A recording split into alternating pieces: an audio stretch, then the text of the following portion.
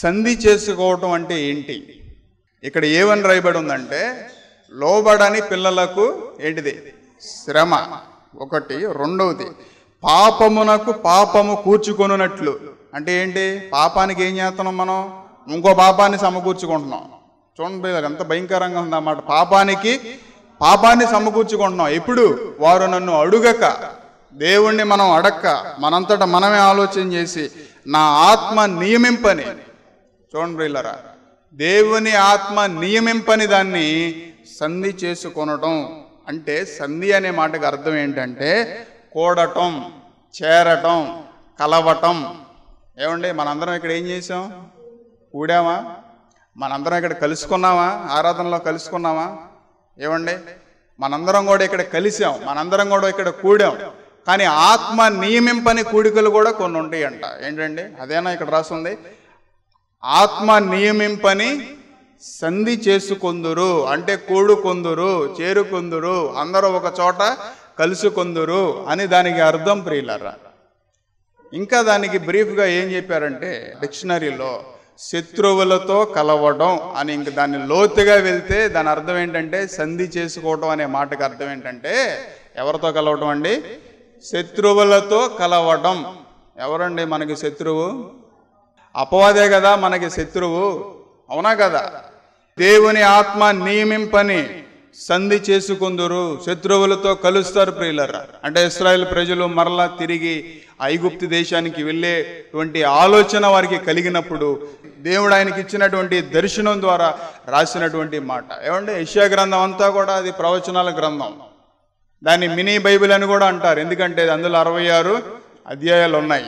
కాబట్టి యెషయా గ్రంథంలో ఉన్నటువంటి ప్రవచనాలు కొత్త నిబంధనలో, న్యూ టెస్టిమెంట్లో 100 ప్రవచనాలు నెరవేర్చబడినాయి ప్రియులరా. కాబట్టి యెషయా గ్రంథానికి కొత్త నిబంధనకి చాలా రిలేటెడ్ ఆ మాటలు ఎక్కువ ఉంటాయి. ఎందుకో తెలుసా? ఆ దేవుని సేవకుడు దాదాపుగా 700 సంవత్సరాల క్రితమే యెహోవా ఆయనకి ఇచ్చిన దర్శనం ద్వారా దేవుని ఆత్మ చేత ఆయన నడిపించబడినప్పుడు, దేవుని ఆత్మ ఆయనలో ఉన్నప్పుడు ఎన్నో ప్రవచనాలు రాశాడు. యోహాను గురించి రాశాడు, యేసుప్రభువారి గురించి రాశాడు. ఏమండి, ఆ తర్వాత కొత్త నిబంధనలో నెరవేర్చబడిన వాక్యాల సీక్వెన్స్లో ఎన్నో ఉన్నాయి ప్రియులారా. దాదాపుగా 100 వాక్యాలు ఉన్నాయి. యెషయా గ్రంథంలో ఉన్న 100 రెఫరెన్సులు కొత్త నిబంధనలో 100 రెఫరెన్సులు మ్యాచ్ అవుతాయి సీక్వెన్స్లో, ఆ ప్యారలల్గా. కాబట్టి ప్రియులారా, పాపమునకు పాపము కూర్చుకొనున్నట్లు వారు ఏం చేస్తారు? నన్ను అడుగక ఆలోచన చేసి నా ఆత్మ నియమింపని దానికి వారు కూడుకుందురు. ఈ రోజున ఎంతమంది క్రైస్తవులు దేవుని ఆత్మ నియమింపని దానికోసం నువ్వు పరిగెడుతున్నావా?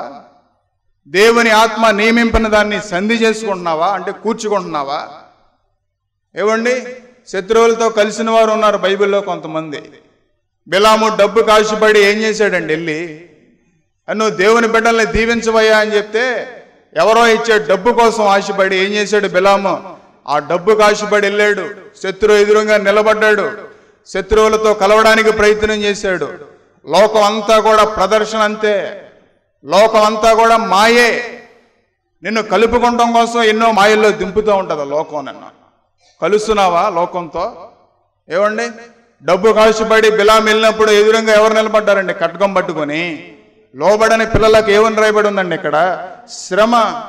నువ్వు ఏ క్షణమైతే వాక్యానికి లోబడకుండా, నువ్వు ఏ క్షణమైతే దేవునికి లోబడకుండా, ఏ క్షణమైతే నువ్వు పశ్చాత్తాపడకుండా, ఏ క్షణమైతే అయ్యో వాక్యం ఏమి సెలవిస్తూ ఉంది, దేవుని మాట ఏమి సెలవిస్తూ ఉంది అనేటువంటి విషయాన్ని నువ్వు పరీక్షించుకోకుండా నీ ఇష్టానుసారంగా నువ్వు ఆలోచన చేసి, నీ స్వచ్ఛత్వంలో నువ్వు ఆలోచన చేసి దేవునికి వ్యతిరేకంగా నువ్వు వెళ్ళావనుకో, నీ ఎదురుగా ఏమి నిలబడుతుంది? శ్రమ. ఏ దోత వచ్చి నీ ఎదురుగా నిలబడుతుందో తెలియదు ప్రియులారా. ఏ ఆత్మ వచ్చి నీ ఎదురుగా నిలబడుతుందో తెలియదు. ఏ మనసు వచ్చి నీ హృదయాన్ని పాడు చేస్తుందో నీకు తెలియదు. ఏ ఆలోచన వచ్చి, అంతా కూడా కరప్టెడ్ మైండ్స్, అంతే భ్రష్టత పడినటువంటి ఆలోచనలు, అంతే. హృదయం అంతా కూడా ఆలోచనలన్నీ కూడా అబద్ధపు ఆలోచనలు మనలోనికి వచ్చేస్తాయి. ఆత్మ నీలో సిద్ధపరచుకుంటున్నావా? ఆత్మని సంపాదించుకుంటున్నావా? ఏమండి, యేసుప్రభువారి దగ్గర ఒక శిష్యుడు ఉన్నాడు. ఏమండి, యేసుప్రభువారి బోధలు విన్నాడు, దేవుడు చేసిన అద్భుతాలు చూశాడు. యేసుప్రభు పక్క నుండి దేవుడు మారుమనసు పొందించే ఉంటాడుగా వాళ్ళందరినీ, అవునా కదా? యేసుప్రభువారికి శిష్యులు అవ్వటం అంటేనే చాలా విశేషం, అవునా కదా? యేసుప్రభువారి శిష్యుడే యేసుప్రభుని ఏం చేశాడు?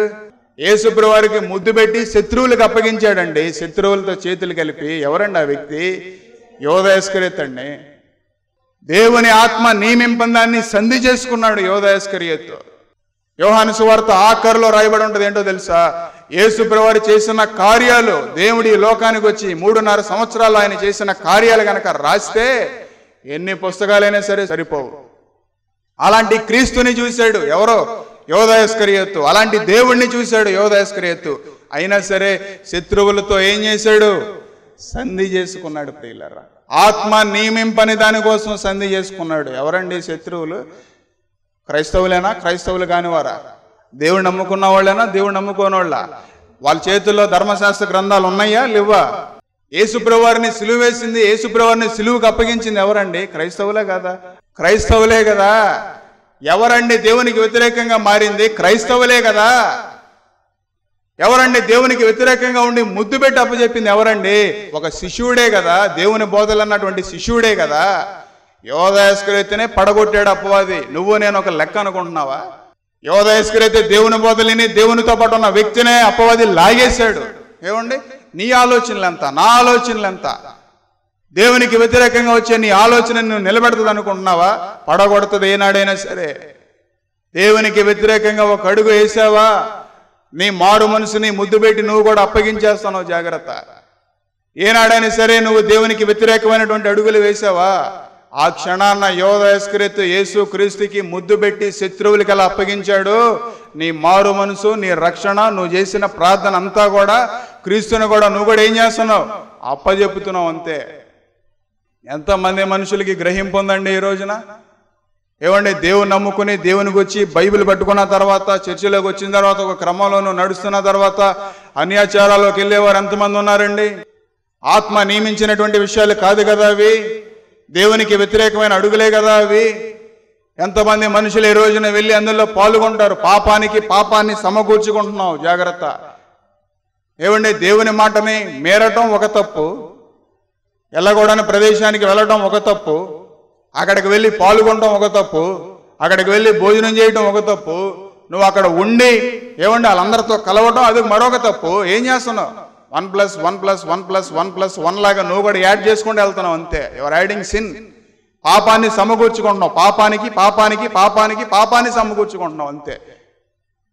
పాపాన్ని సమకూర్చుకున్నట్లుగా వారు నన్ను అడుగక ఆలోచన చేసి ఏమండి ఆత్మ నియమింపన దాన్ని సంధి చేసుకుంటున్నావు. ప్రియులారా, ఎంత దౌర్భాగ్యమైనటువంటి పరిస్థితి ప్రియులారా. దేవుని ఆత్మ ఉంటుందా నీ దగ్గర? ఏమండి? దేవుని సన్నిధి ఉంటుందా నీ దగ్గర?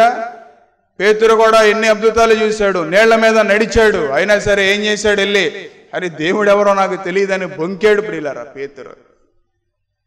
కానీ పశ్చాత్తాపడ్డాడు, కానీ సరి చేసుకున్నాడు. యేసు పునరుద్ధానుడే వచ్చిన తర్వాత, యేసుని చూసిన తర్వాత పశ్చాత్తాపడి తన హృదయానంతటినీ కూడా నిలబెట్టుకున్నాడు.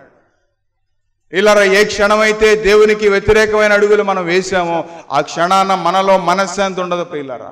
ఏ క్షణమైతే దేవుని ఆత్మకి వ్యతిరేకంగా నువ్వు వెళ్ళావో, అది ఏ కోణంలో సరే, ఆ క్షణాన్న దేవుడు నీకు శాంతిని ఇవ్వడు. నీ హృదయం అంతా కూడా కలవరం, నీ ఆలోచనలంతా కూడా గలిబిలి, నీ పరిస్థితులన్నీ కూడా ఎంత విషమంగా మారిపోతాయో తెలియదు. ఎందుకంటే డెవిల్ మ్యానిపులేట్స్ అంతే. నీ ఆలోచనల్ని, నీ తలంపుల్ని ఎవరికి అప్పగించావు? అపవాదికి అప్పగించావు అంతే ప్రియులరా.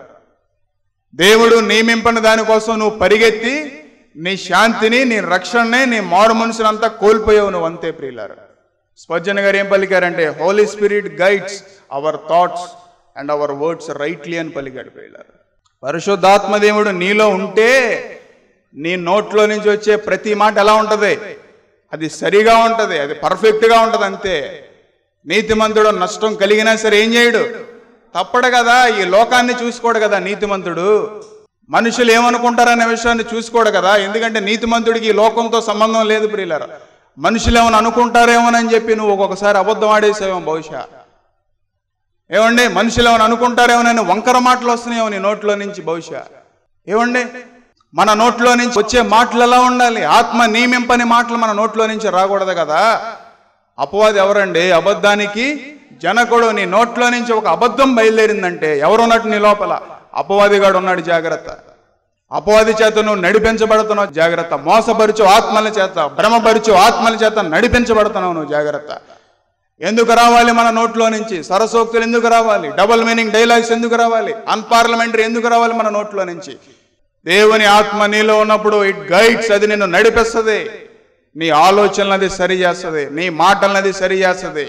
నష్టం వచ్చినా సరే పర్లా, శ్రమ వచ్చినా సరే పర్లా, మనుషులను తప్పుగా అనుకున్నా సరే పర్లా, మనుషులు నిన్ను అసహించుకున్నా సరే పర్లా.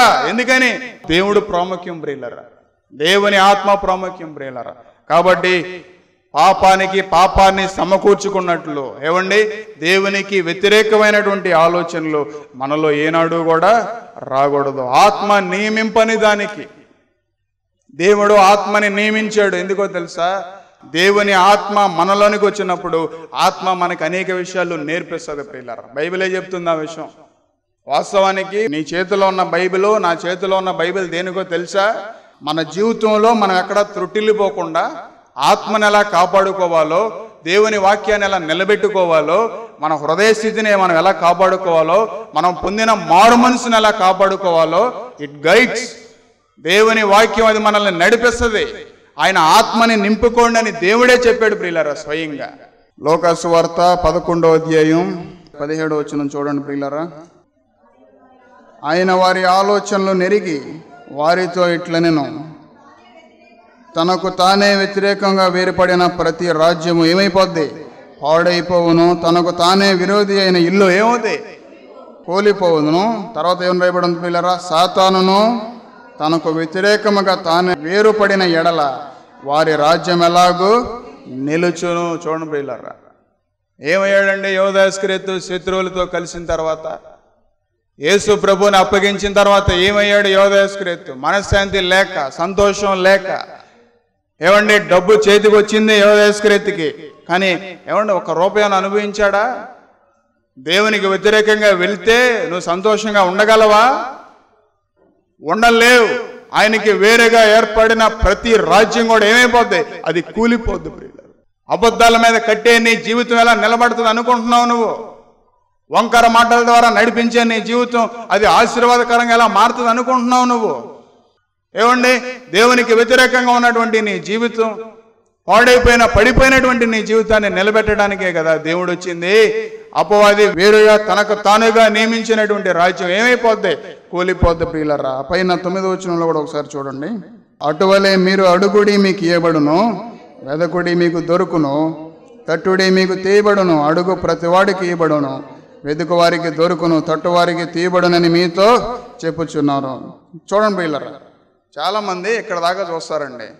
అడుగుడే మీకు ఏమని ఉంది అక్కడ అంటే ఏం అడగాలి? అది తెలుసుకోవాలి కదా ముందు. అసలు దేవుడిని ఏం అడగాలో తెలుసుకోవాలి కదా ముందు. మామూలుగా ఎలా నడవాలి? మనం కింద పైన చూసుకొని నడవాలి, అవునా కదా? అలాగే ఒక వాక్యం ఉంది అంటే ఏదో అక్కడ ఉంది అని కాదు, కింద పైన చూసుకోవాలి ప్రియులారా. అడుగుడే మీకు ఇవ్వబడును, తట్టుడే మీకు తెరవబడును. అడుగు ప్రతి వాటినల్లా ఏం చేస్తాడండి దేవుడు? మనకిస్తాడు ప్రియులారా. తట్టువారికి తీయబడును మీతో చెప్పుచున్నాను, మీలో తండ్రి అయిన వాడు తన కుమారునికి చేపను అడిగితే చేపకు ప్రతిగా పామునిచ్చునా? గుడ్డును అడిగితే తేలునిచ్చునా?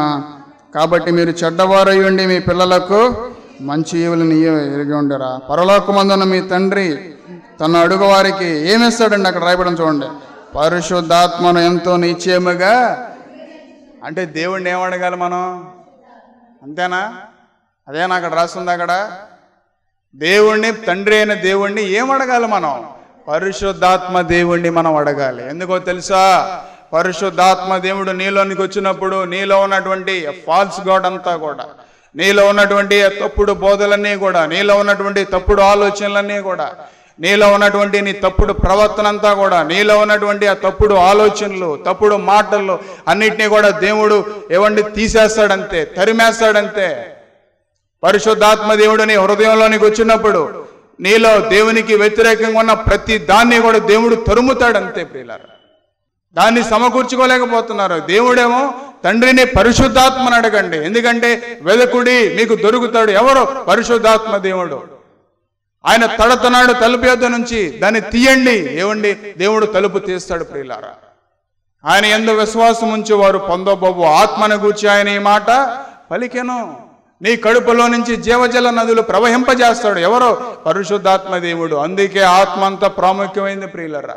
దేవుని ఆత్మకి వ్యతిరేకంగా వెళ్ళి దేన్ని సమకూర్చుకుంటున్నావు? పాపాన్ని సమకూర్చుకుంటున్నావా?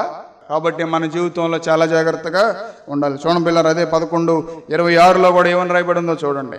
వెళ్ళి తనకంటే చెడ్డవైన మరి 7 అపవిత్రాత్మలను వెంట పెట్టుకొని వచ్చును, అవి అందులో ప్రవేశించి అక్కడనే కాపురం ఉండును. అందుచేత మనుషుని కడపడి స్థితి మొదటి స్థితి కంటే చెడ్డదగునని చెప్పాను. ఎవరైతే దేవుని ఆత్మని సంపాదించుకోరో ప్రియులారా, వారి జీవితాలు ఎలా ఉంటాయి? మారు మనసు పొందినప్పుడు బాగానే ఉంది, స్టార్టింగ్లో నీ బిహేవియర్ అంతా, నీ పరిస్థితి అంతా కూడా ఎవ్రీథింగ్ ఈజ్ ఫైన్. కానీ కొన్నాళ్ళు అయిన తర్వాత ఏమవుద్ది? వస్తాయి అపవిత్రాత్మలో. దేవుడు నియమించని ప్రదేశానికి నువ్వు వెళ్తే, ఏమండి, ఆత్మకి సంబంధం లేని విషయాలకి నువ్వు వెళ్తే ఏమొస్తాయండి మనలో? అక్కడ ఏమన్నా పైన ఏమని రాసి ఉంటుందో తెలుసా? చక్కగా హృదయాన్ని చక్కగా ఊడ్చి చక్కగా అమర్చి ఉండుట చూసి ఏం చేస్తుంది? దొరికాడు అనుకుంటుంది అంతే అపవాది. ఆత్మ లేని ప్రదేశానికి నువ్వు వెళ్ళావా? ఈసారి నువ్వు మారు మనసు పొందని క్రితం ఒక దయ్యమే నీలో ఉంది, మారు మనసు పొందని క్రితం ఒక అపవిత్రాత్మే నీలో ఉంది. కానీ నువ్వు వెళ్ళి ఆత్మ లేని చోట నువ్వు కూర్చున్నావా? ఆత్మ లేని ప్రదేశంలో నువ్వు ఉన్నావా? అది విగ్రహారాధన అయినా కానివ్వండి, అది లోకమైనా కానివ్వండి, అది సినిమా థియేటర్ అయినా కానివ్వండి, వ్యసనాలైనా కానివ్వండి, అది ఏదైనా కానివ్వండి, నామకార్థమైనా కానివ్వండి, దయ్యాల బోధైనా కానివ్వండి, ఆత్మ నియమింపని దానికోసం నువ్వు వెళ్ళి అక్కడ కూర్చున్నావా? చాలంతే. అపవాదికి నువ్వు మంచోడువా, నువ్వు చెడ్డోడువా, నువ్వు నీతిమంతుడువా, నువ్వు పరిశుద్ధుడువా, ఇవన్నీ అవసరాలు అపవాదికి. ఏమండి, నువ్వు దొరికావంతే వాడికి చాలు, అదొక్కడు చాలు. కింద ఏమని రాసి ఉంది? 7 దయ్యాలని 7 అపవిత్రాత్మల్ని తీసుకొచ్చి అందులో ఏం చేస్తాయంట? కాపురం ఉంటాయి ప్రియులారా. 7 అపవిత్రాత్మలు దూరినప్పుడు సంతోషం ఉండదు. యోధేశ్వరైతే పరిస్థితి అలాగే అయిపోయింది. ఏం చేయాలో తెలియక నెత్తి కొట్టుకుంటున్నాడు, ఏం చేయాలో తెలియక, మనశ్శాంతి లేక 7 అపవిత్రాత్మలు దూరి. ఏనాడైతే మారు మనసు నమ్మేశావో ప్రియులారా, ఏనాడైతే నీ రక్షణ నువ్వు పోగొట్టుకున్నావో, ఏనాడైతే విశ్వాసాన్ని పోగొట్టుకున్నావో, ఆనాడు నీలో 7 దురాత్మలు దూరతాయి అంతే. మారు మనసు పొందినప్పుడు ఇందులో ఏ చెడు ఆలోచనలు లేవే అనుకుంటుంది అపవాదం అంతే. చక్కగా ఊడ్చి చక్కగా అమర్చి నువ్వు చర్చికి వస్తా, వాక్యాన్ని చదువుతా, నీ పరిస్థితి అంతా కూడా బాగానే ఉంటుంది. కానీ నువ్వు ఆ ప్రదేశంలోకి వెళ్ళి కూర్చుని, లేదంటే అందులోకి వెళ్ళి నువ్వు పాలు పంపులు పొంది, లోకంలోకి వెళ్ళి నువ్వు పాలు పంపులు పొంది, నామకార్థంలోకి వెళ్ళి నువ్వు పాలు పంపులు పొందావా? ఆత్మ నియమింపని దానికి వెళ్ళి నువ్వు సంధి చేసుకున్నావా? శత్రువులతో నువ్వు కలిసావా? అక్కడికి వెళ్ళి కూర్చున్నావా? అపవాదికి కనికరం ఉండదు ప్రియులారా. ఎందుకంటే ఒక రోజు నేను నరకానికి వెళ్తానన్న వాడికి తెలుసు, నిన్ను ఈడ్చుకెళ్ళాలనేదే వాడి ప్రయత్నం. ఏమండి, 7 అపవిత్రాత్మలు నీలోనికి దూరతాయి అంతే. దూరి ఏం చేస్తాయి? గలిబిలి చేస్తూ ఉంటాయి, ఒక మనిషిని గలిబిలి చేస్తూ ఉంటాయి. ఏమండి, ఈ గలిబిలాత్మలు ఎలా ఉంటాయో తెలుసా? అవి చెడ్డ దయ్యాలని రాయబడి ఉంది ప్రియులారా. చాలా మంది మనుషులు అనుకుంటారు ప్రియులారా, చాలా మందిలో ఉండే అపోహ ఏంటో తెలుసా? వాళ్ళు చెడ్డోళ్ళండి, వాళ్ళు పాపాత్ములండి, వాళ్ళు దుర్మార్గులండి, వీళ్ళు మంచోళ్ళండి అని అనుకుంటున్నావేమో బహుశా. దేవుని దృష్టిలో మారు మనసు పొందని వ్యక్తి ఎవరైనా సరే వారు నశించి నరకానికే వెళ్తారు. ఎందుకో తెలుసా? యేసు ప్రభువారు స్పష్టంగా ఆ మాట పలికారు ప్రియులారా. భక్తులైన వారు పలికారు, సోదరుడా నువ్వు నరకమే, వీళ్ళు నీ వెనకమాల ఉన్న వారందరూ నరకమే. ఎందుకని పలికారో తెలుసా? లోకాసు వార్త 13వ అధ్యాయం మొదట రాయబడని వచ్చినాను, దయచేసి ప్రతి ఒక్కళ్ళు కూడా తీయండి. యేసు ప్రభువారిని అక్కడ క్వశ్చన్ చేస్తూ ఉన్నారు కొంతమంది. ఏమండి, వాళ్ళందరూ అపవిత్రులు కదా, మేము బాగానే ఉన్నాం కదా అన్నట్టుగా వారు క్వశ్చన్ చేశారు. అక్కడ పిలాతు గలిలయుడైన కొందరు రక్తము వారి బాణములు కలిపి ఉండెను. ఆ కాలమున అక్కడనున్న కొందరు ఆ సంగతి యేసుతో చెప్పగా, యేసు వారితో ఇట్లనెను, ఈ గలిలయులు అట్టి హింసలు పొందినందున, ఏమండి, వారు గలిలయులందరికంటే పాపులని మీరు తలంచుచున్నారా? కారని మీతో చెప్పుచున్నాను. మీరు మారు మనసు పొందని ఎడల మీ అందరూ అలాగే నశించిపోతారు. చూడండి వీళ్ళరా, గలిలయులు అందరికంటే పాపాత్ములని మీరు అనుకుంటున్నారా? ఏమండి, లోకంలో కూడా మనకి చాలా మంది కనపడతారు. ఎవరో పాపాత్ములు, దుర్మార్గులు. వాళ్ళ మీద నేను మెరుగు అనుకుంటున్నావా నువ్వు? ఏమండి, చాలామంది అపవాది దూరి ఏం చేస్తుందో తెలుసా? నిన్ను ఆడిస్తూ ఉంటుంది అంతే. వాళ్ళ మీద నువ్వు మెరుగు కదా, నువ్వు మారు మనసు పొందావు కదా, వాళ్ళ మీద నువ్వు బలవంతుడివే కదా, వాళ్ళ మీద నువ్వు బలంగానే ఉన్నావు కదా అని చెప్పి అపవాది నిన్ను మోసం చేస్తూ ఉంటుంది ప్రియులారా. ఏమంటే గలిలయులు అందరికంటే పాపాత్ములని మీరు తలంచుచున్నారా? కాదని మీతో చెప్పుచున్నాను. యేసు ప్రభువు పలికిన మాట. మీరు మారు మనసు పొందని ఎడల ఏమవుతారు? మీరును అలాగే నశించిపోతారు ప్రియులారా. కలుస్తున్నావా నామకార్థులతో? ఏనాడైనా సరే కలిసావా? మారు మనసు లేనివారు, ప్రార్థనాత్మ లేనివారు ఎక్కడికి వెళ్తారు చెప్పండి? ఎక్కడికి వెళ్తారండి వారందరూ? నశించిపోతారు, వారు నరకానికి వెళ్ళిపోతారు. వారితో కలిసావా? ఆత్మ నియమింపని దాన్ని సంధి చేసుకున్నావా? శత్రువులతో నువ్వు కలిసావా? ఏమవుతావు? ఒక దినాన నువ్వు కూడా నశించి నరకానికే నువ్వు వెళ్ళిపోతావు. పిల్లరా, బైబిల్ ఈస్ క్లియర్. వాక్యం స్పష్టంగా ఉంది. దేవుని మాటకి లోబడాలి. లోబడని పిల్లలకు శ్రమ. చెడ్డదైన 7 దయ్యాలను తీసుకొచ్చి కింద ఏమని రాయబడి ఉంది? వారి మొదటి స్థితి కంటే కడపడి స్థితి ఏమవుతుంది? మరీ చెడ్డదిగా అయిపోద్ది. ఎలా ఉంది నీ హృదయ స్థితి? ఎలా ఉంది మీ కుటుంబ పరిస్థితి? అంతా బానే ఉందా? ఏమండి, నీతిమంతులకి అనేక ఆపదలు వస్తాయి, కానీ వాటన్నిటి నుంచి తప్పించేవాడు యెహోవాయే. నీకు శ్రమలు వస్తాయి, నీకు ఇబ్బందులు వస్తాయి, నీ పరిస్థితులు అన్నీ దారుణంగా మారుతాయి, కానీ దాన్ని తప్పించేవారు ఎవరు? యెహోవాయే తప్పిస్తాడు. ఎప్పుడు తప్పిస్తాడు? నీతిగా నువ్వు బ్రతికితే. ప్రియులారా, నీ మారు మనసుని నువ్వు నిలబెట్టుకుంటే, పశ్చాత్తాప పడితే. చాలా మంది పశ్చాత్తాపడరు. ఏమండి, నీకు దేవుడు సమయం ఇచ్చినప్పుడు, నీ పరిస్థితి అంతా బాగున్నప్పుడు నువ్వు పశ్చాత్తాపడలేదా? జ్ఞాపకం చేసుకో. నీకు వచ్చే శ్రమలను బట్టి నువ్వు ఏడవలసి వస్తుంది. పిల్లారా, నీకు వచ్చే ప్రతి ఇబ్బందిని బట్టి నువ్వు ఏడుస్తావు. అది వాక్యం, అంతే. యేసు ప్రభువు లోకానికి వచ్చి రక్తాన్ని చిందించింది దేనికోసం అనుకుంటున్నావు సహోదరి సహోదరుడా? యేసు ప్రభువు సిలువలో వేలాడుతూ ఆయన గాయపడిన హస్తాల్ని, తన గాయపడిన దేహాన్ని చూపిస్తా వేలాడుతూ ఉన్నాడు. ఎందుకో తెలుసా? నీ వెనకాల ఏ శాపం ఉందో నీకు తెలియదు. నువ్వు ఎలాంటి శాపాన్ని సంపాదించుకుంటావో నీకు తెలియదు. నీ పాపం నీకు ఎలాంటి శాపాన్ని సమకూర్చుదో నీకు తెలియదు. కాబట్టి దేవుడు సిలువలో ఆయన తన 2 హస్తాలని మేకులు దిగగొట్టుకుని ఆయన వేలాడుతూ ఉన్నాడు. గ్రహించగలుగుతున్నావా? నీ వెనకాల ఏ శాపాలు ఉన్నాయో, ఏ పాపాలు ఉన్నాయో దేవుడు నీకు ముందుగానే అర్థం చేస్తాడు. ఎందుకో తెలుసా? పరిస్థితులను బట్టి నువ్వు ఏడవకూడదు, ముందుగానే నువ్వు పశ్చాత్తాపడాలి. పేతురు ఎలా పశ్చాత్తాపడ్డాడు? అందుకే పరిశుద్ధాత్మ దేవుడు ఆదరణకర్త మీలోనికి వచ్చినప్పుడు ఏం చేస్తాడు? ఓపింపజేస్తాడు. ప్రియులరా, నీ హృదయాన్ని సరి చేసుకున్నప్పుడు, నీ కుటుంబం రక్షణలోనికి వచ్చినప్పుడు, మారు మనసులోనికి వచ్చినప్పుడు ఖచ్చితంగా దేవుడు ఆ సమయం వచ్చేసరికి ఆ శాపంలో నువ్వు పడిపోకుండా దేవుడు నిన్ను తప్పిస్తాడు. ప్రియులారా, గమనించగలుగుతున్నావా? యేసు సిలువలో ఊరికినే ఏదో నేను దేవుడని కనపరచుకోవడానికి వచ్చాడు అనుకుంటున్నావా? కాదు కాదు, నీ శాపాన్ని, నీ పాపాన్ని అంతటినీ కూడా తొలగించడానికి వచ్చాడు. ఏమండి, పాల్ వాషర్ అనేటువంటి ఓ దేవుని సేవకుడు కూడా ఒక మాట చెప్పాడు తెలుసా? The gospel does not call us to add Christ as an addition of our life అని పలికాడు, but as our life. ఏమండి, గాస్పుల్ ఈజ్ మెంట్, సువార్త ఉన్నది దేవుడు ఏదో ఎడిషన్ కాదు మనకి. ఏదో 1+1, ఓ పక్కన లోకం, ఓ పక్కన కుటుంబం, ఓ పక్కన ఇది, ఓ పక్కన ఇది, అన్నిటితో పాటు దేవుడు. That's right, God is not addition of our life, but God must be our life, అంతే. Christ must be our life, అంతే. క్రీస్తే మన జీవితం అయి ఉండాలి. యేసుప్రభువు కూడా ఏం పలికారండి? నా నిమిత్తం ఎవరైనా సరే, తల్లినైనను తండ్రినైనను బిడ్డనైనా ఎవరినైనా సరే నువ్వు ద్వేషించుకుంటే నువ్వు నాకు సంబంధించిన వ్యక్తివి కానే కాదు. గుర్తుపెట్టుకో. నా సిలువను ఎత్తుకుని నన్ను వెంబడించాలి. సిలువను ఎత్తుకుని ఎక్కడో పాడేసావు నీ మారు మనసుని, నీ రక్షణ, నీ సిలువను ఎక్కడో పాడేసుకున్నావు. బహుశా లోకులతో కలిసి, పాపులతో కలిసి, ఇదంతా మేవండి సంధి చేసుకుని, శత్రువులతో కలిసి, ఏమండి ఇదంతా మా కులం అండి, మా గోత్రం అండి, ఇది మా పరిస్థితులండి అనుకుని నువ్వు కలిసి, ఏవండి స్నేహితులండి, అదండి ఇదండి, నువ్వు కలిసి ఆత్మని పోగొట్టుకున్నావు. బహుశా దేవుని ఆత్మని సంపాదించుకో. పాపాన్ని ఏ క్షణమైతే నువ్వు కలిసావో ఆ క్షణాన్ని నువ్వు పాపాన్ని కలుపుకున్నావు, అంతే. అది జ్ఞాపకం చేసుకో. ఏ క్షణమైతే నామకార్థులతో, ఏ క్షణమైతే లోకస్తులతో, ఏ క్షణమైతే అపవిత్రులతో, ఏ క్షణమైతే పాపాత్ములతో, లోక సంబంధులతో కానీ నువ్వు కలిసావా, ఆత్మ లేని వాడితో నువ్వు కలిసావా, అపవాది నీ నోట్లో నుంచి, నీ చెవుల్లో ఊదుతాడు అపవిత్రమైన మాటలు. పాపం నీలోనికి వస్తుంది ప్రియులారా దాని ద్వారా. ఆ మాట అదే యెషయా గ్రంథం 30వ అధ్యాయంలో అదే. పాపానికి పాపాన్ని సమకూర్చుకుంటారు. యెషయా గ్రంథం 56:11 ఏమని రాయబడను చూడండి ప్రియులారా. కుక్కలు తిండికి పాతురపడను, ఎంత తినినను వాటికి తృప్తి లేదు. తర్వాత ఏమని రాయబడింది? ఈ కాపరులు అట్టివారే, వారు దేనిని వివేచింపజాలరు, వారందరూ తమకిష్టమైన మార్గముల పోదురు, ఒక్కడునో తప్పకుండా అందరూ స్వప్రయోజనమే విచారించుకుందరు.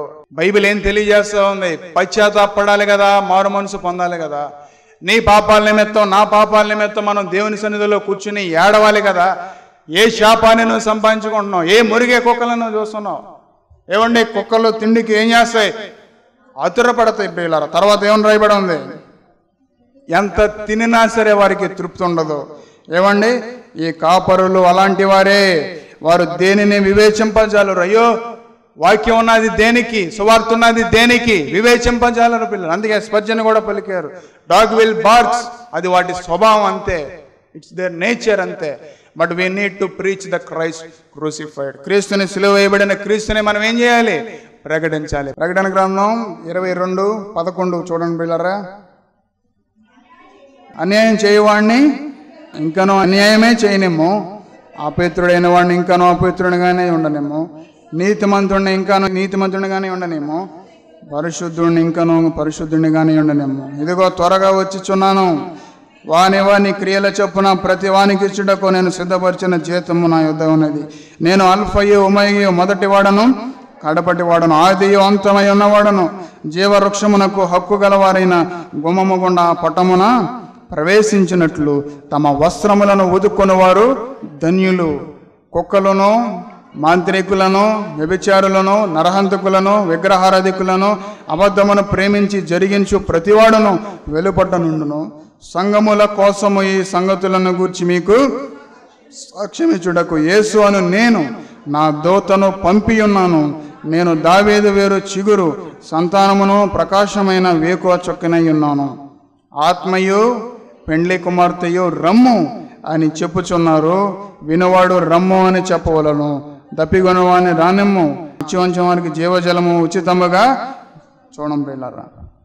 సంఘముల కోసము ఈ సంగతులను గూర్చి సాక్ష్యమిచ్చుటకు యేసు అను నేను నా దూతను ఏం చేశాడంటే దేవుడు ఆయన దూతని పంపించాడు. ఎవరండి ఆయన దూత?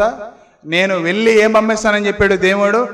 ఆదరణకర్తనే, పరిశుద్ధాత్మ దేవుడు, సత్యస్వరూపి అయిన ఆత్మని ఆయన పంపిస్తానని చెప్పాడు. ఆయన్నే ఇక్కడ ఏమని పిలుస్తారంటే దూత అని పిలిచాడు. నేను వెళ్ళి నా దూతను నేను పంపిస్తాను. ఎందుకో తెలుసా? సంఘముల గురించి ఏం చేయాలి? సాక్ష్యం ఇచ్చుటకు. ప్రియులరా, ఏ సంఘంలో రక్షణ ఉందా? ఈ సంఘంలో మారు మనసు ఉందా లేదా? ఈ సంఘం వారు రక్షించబడ్డారా లేదా? అక్కడ చివరిలో రాకడ వచ్చిన తర్వాత ఏం జరుగుతుందో చూడండి. ఆత్మయు పెండ్లి కుమార్తెయు రమ్ము. సంఘాన్ని దేంతో పోల్చారు ప్రియులరా? పెండ్లి కుమార్తెతో పోల్చారు సంఘాన్ని. అవునా కదా? వధువు సిద్ధపడి ఉండాలి. అందుకే బిల్లీ గ్రాహం గారు కూడా ఏం చెప్పారంటే, ఏమంటే this life is short, eternity is long. జీవితం చాలా చిన్నది, కానీ నిత్యత్వం చాలా దూరంలో ఉంది. కానీ this room is preparation for eternal life అని పలికాడు. ఈ జీవితం అనేది దేవుడు నీకు ఇచ్చిన, నువ్వు ఎన్నాళ్ళు బ్రతికి అన్నాడు? 10, 20, 60, 70, 100. నువ్వు ఎన్నాళ్ళు బ్రతికినా సరే దేనికోసం సిద్ధపడుతున్నావు?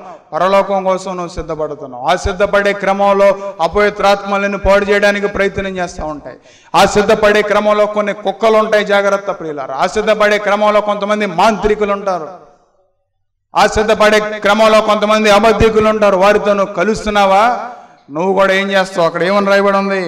కుక్కలను, మాంత్రికులను, వ్యభిచారులను, నరహంతకులను, విగ్రహారాధికులు, అబద్ధాన్ని ప్రేమించి అబద్ధం ఆడేవారు కూడా ఏమని రాయబడింది? వారందరూ కూడా వెలుపలే ఉంటారు ప్రియులరా. నువ్వు కూడా ఒక దినాన్న వెలుపలే ఉంటావు. కాబట్టి చాలా జాగ్రత్తగా నీ హృదయాన్ని చేసుకో. దేన్ని సంధి చేసుకుంటున్నావు? దేన్ని సమకూర్చుకుంటున్నావు ప్రియులరా? కాబట్టి ఎక్కడికి పడితే అక్కడికి వెళ్ళామనుకోండి, నీ ఆత్మ నశించిపోద్దేమో. జాగ్రత్త. మారు మనసు అనుభవంలోనికి నువ్వు రాకపోతే గలిలయులందరికంటే అపవిత్రులను అనుకుంటున్నావా? వాళ్ళు నరకం వెళ్ళిపోతారు, వీళ్ళు నరకం వెళ్ళిపోతారు, నేను చర్చికెళ్తాను, నేను బాగానే ఉన్నాను, నేను అన్నీ నేర్చుకుంటున్నాను. నువ్వు ఎన్ని విద్యలు నేర్చుకున్నా సరే. ఏమండి, బిల్లీ గ్రాహం గారి దగ్గరికి ఒక రోజున ఒక బిషప్ గారు వచ్చారంట. పెద్ద బిషప్ ఆయన, చాలా పేరుగాంచిన బిషప్ ప్రియులరా. ఆయనకి బైబిల్లో A to Z మొత్తం తెలుసండి. ఆది కాండం నుంచి ప్రకటన గ్రంథం దాకా ఎవ్రీ రెఫరెన్స్ ఆయన చెప్పాడు. ఎవ్రీ రెఫరెన్స్ దానిలో ఉన్న ప్రతి సబ్జెక్టు తెలుసండి ప్రియులారా. కానీ బిల్లీ గ్రాహం గారి దగ్గరికి వచ్చి ఏడుస్తున్నాడు అండి. ఎందుకో తెలుసా? సంతోషం లేక. ఎందుకో తెలుసా? మనశ్శాంతి లేక. బైబిల్ విద్యను అంతటినీ కూడా నేర్చుకున్నాడు. పెద్ద ప్రొఫెసర్ అండి అతను. Is a bishop and professor ప్రియులారా. మారు మనసు లేదు, మారు మనసు అనుభవం కానే కాదు వారు. బిల్లీ గ్రాహం గారి దగ్గరికి వచ్చి ఏడుస్తుంటే, అయ్యా నాకు సంతోషం లేదండి, నాకు మనశ్శాంతి లేదండి, అయ్యా దయచేసి ఒకసారి నాకు కొన్ని విషయాలు చెప్పండి, మారు మనసు ఎలా పొందాలని చెప్తుంటే, ఏమంటే బిల్లీ గ్రాహం గారు ఆశ్చర్యపోయారంట. నువ్వు తెలుసు కదా, నువ్వు ఎంతో విద్య తెలుసు కదా నీకు, బైబిల్లో నీకు సంతోషం లేదా అంటే, లేదండి, నిజంగా లేదండి. ఏడుస్తున్నాడంట అతను. పశ్చాత్తాపడుతున్నాడు. అయ్యో నా పరిస్థితి ఏమైపోతా, నాకు అసలు ఏం అర్థం కావట్లేదండి, మనశ్శాంతి లేదండి అంటే, బిల్లీ గ్రాహం గారు కూర్చోబెట్టి ఒక 5 నిమిషాలు మాట్లాడితే, బైబిల్ తెలుసు అంటున్నావు కదా, బైబిల్ అంతా తెలుసు అంటున్నావు కదా నువ్వు అని చెప్పి ప్రియులారా కొన్ని విషయాలు చెప్తే అవునా అవునా ఈ విషయాన్ని నేను గ్రహించలేకపోయాని చెప్పి పశ్చాత్తాపడే అక్కడికక్కడే తన హృదయాన్ని సరి చేసుకుని ప్రియులారా ఏమండి అక్కడికక్కడే మారు మనసు పొందాడు. తన హృదయానంతటినీ కూడా బిలిగ్రహం గారు మాట్లాడి వెళ్ళిన తర్వాత కొన్ని గంటల పాటు పశ్చాత్తాపడి తన హృదయాన్ని సరి చేసుకున్నాడు పేతురులాగా. బహుశా నువ్వు కూడా బైబిల్ పట్టుకుని కొన్ని సంవత్సరాల పాటు వచ్చావేమో దేవుని సన్నిధికి, యోధ ఇస్కరియోతులాగా అమ్మేసావేమో నీ మారు మనసుని రక్షణ. ఎప్పుడైనా సరే నువ్వు ఎన్ని విద్యలు నేర్చుకున్నా, నువ్వు ఎన్ని దాన ధర్మాలు చేసినా, నువ్వు ఎంత మంచిగా బ్రతికినా, నీ జీవితాంతం మంచి పనులు చేస్తా చేస్తా చేస్తా చేస్తా నువ్వు ఉండి నువ్వు మరణించినా సరే నువ్వు పరలోకానికి వెళ్ళవు. కానీ మారు మనసు పొందకపోతే వారి గతి ఎలా అయిందో నీ గతి కూడా అలాగే అవుదని యేసుప్రభువు వారు పలికారు. కాబట్టి ఆయన తండ్రి అయిన దేవుడిని పరిశుద్ధాత్మని అడగండి, ఆయన మీకు అనుగ్రహిస్తాడు. చిన్న ప్రార్థన చేసుకుందాం పిల్లారా. మీరు వాక్యం విన్నారు కదండి, ఈ వాక్యం మీలో ఫలించలాగున, ఈ వాక్యం మిమ్మల్ని నడిపించలాగున నేను ప్రార్థన చేస్తాను. ఆ తర్వాత మీకు ఎవరికైనా అనారోగ్యంగా ఉంటే మీ చేతులు ఎక్కడ అనారోగ్యం ఉంటే అక్కడ పెట్టుకోండి, లేదా తల మీదైనా పెట్టుకోండి. మీరు విశ్వాసం ఉంచండి ఈ ప్రార్థన మీద. నేను విశ్వాసంతో ప్రార్థన చేస్తాను. మీ విశ్వాసం మా విశ్వాసం గొప్ప కార్యాలని దేవుడు, స్వస్థత కార్యాలను దేవుడు నడిపిస్తాడు. చిన్న ప్రార్థన. పరిశుద్ధైన మా తండ్రి, ప్రేమగల ప్రభువా, దయగలిగిన మా తండ్రి, మీకు వందనాలు స్తుతులు స్తోత్రాలు అయ్యా. ఈ మాటలన్నీ కూడా వారి హృదయాల మీద పనిచేయటానికి, వారిని నడిపించడానికి, వారిని విమోచించడానికి సహాయం చేయడాడి మీకు వందనాలు నాయన. ఎవరైతే చేయి పెట్టుకున్నారో వారు చేయిపోయి మీ చేయి పెట్టి నాయన, మీరు పొందిన దెబ్బల చేత మా స్వస్థత కలుగుతుంది నాయన. నీ వస్త్రపు చెంగులో స్వస్తున్నది, మీ నోటు ఉమ్ములో స్వస్తుంది, మీ నోటు వాక్కులో స్వస్తుంది ఏసయ్యా. ఎవరైతే అనారోగ్యంగా ఉన్నారు మీరు మీ యేసు నామములు ఇప్పుడే స్వస్థపరిచిన ఆయన.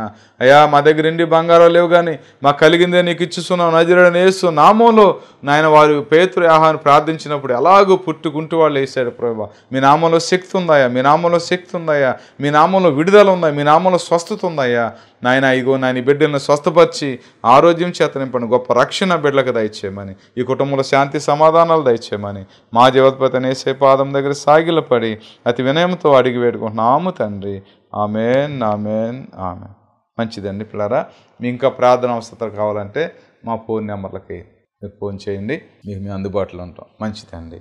మా అడ్రస్ LAF బెతెస్దా ప్రార్థనా మందిరం, స్విమ్మింగ్ పూల్ రోడ్, సర్కర్ తోట, మచిలీపట్నం, ఆంధ్రప్రదేశ్, కృష్ణా డిస్ట్రిక్ట్.